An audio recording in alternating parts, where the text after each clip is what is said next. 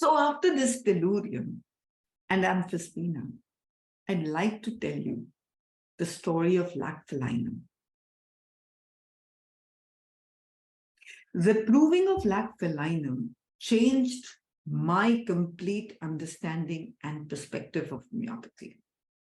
Until I did this proving, for me, the substance was something else, and the proving and the materia medica and the repertory is something else, and never the twain shall meet. We did the Lac Felinum proving as a double-blind proving. After the proving was complete, we had collected data from every patient, mind, dreams, physical symptoms. A discussion ensued without anybody knowing what the substance is.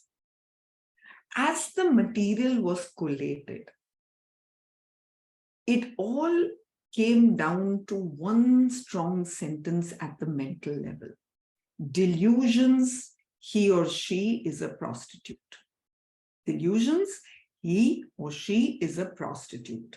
And every symptom and behavior and dream seemed to come out of this central theme. Okay, we looked up. Now we opened the chit and said, what is the remedy? And here we see Lac Felinum. And we said, okay, and I looked at the other old provings to see if this corroborates anywhere, and I found nothing really. So we just started putting the data together, left it at that.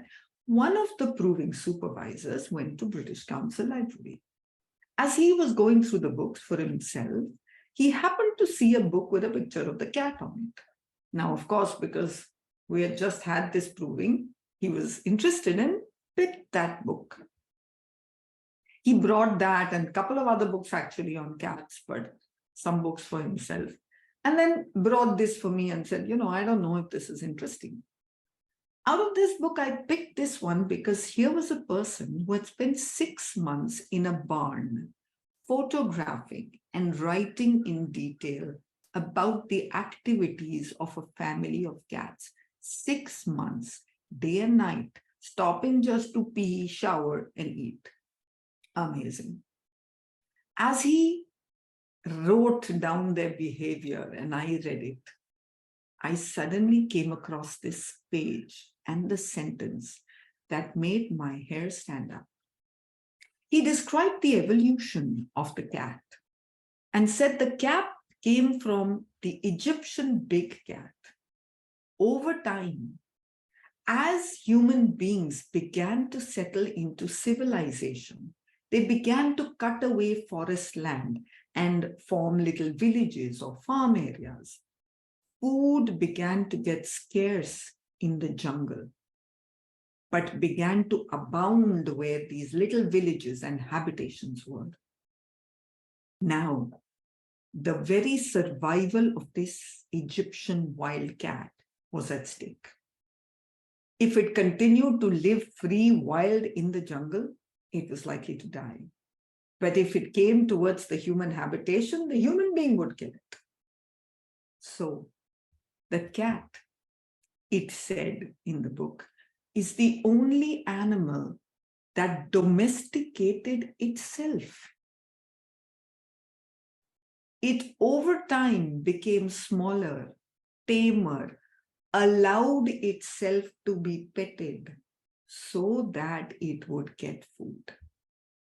The book said, this wild cat gave up its freedom and its independence to and for survival. It further said, the cat prostituted itself for its survival. I read that and I was blown away.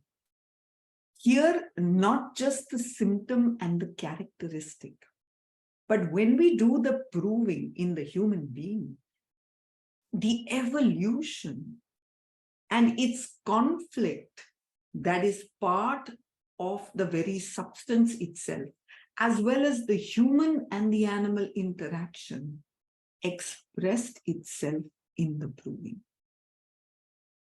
And therefore, this was the moment I recognized, despite my denying it, that you cannot deny that the substance from which we make our symptom and its proving and the materia medica are deeply connected to each other.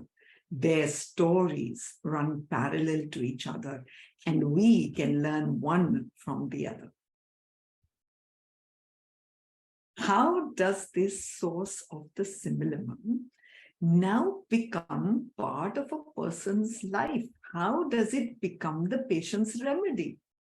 This is another interesting question that we've all thought of. At the time of Hahnemann, there were no answers. We didn't know enough about the human behavior, the human brain, but today we do. Today we know how this substance becomes incorporated in a patient's being so that his behavior, his symptoms are a reflection of that substance and its proving.